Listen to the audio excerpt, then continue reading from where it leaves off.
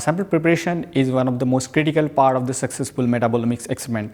The goal of the sample preparation is to extract small molecule metabolome from a given biological sample while eliminating large molecule background coming from the proteins and also from the salt and other ions, which can interfere during the mass spectrometry analysis. The metabolome, which is collection of all small molecule metabolites in a given biological system, is very dynamic, meaning it can change within minutes or within seconds. This means if samples are not collected, processed and stored appropriately, the data obtained may not be a true representative of the samples at the time of the collection.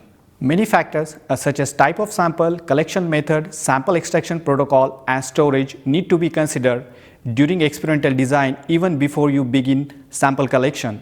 In addition to this, collection and processing of sample may require specialized training and equipment, some of which we will cover during this course. Let's have a look at some of the key things you should consider while designing your metabolomics experiment before sample preparation.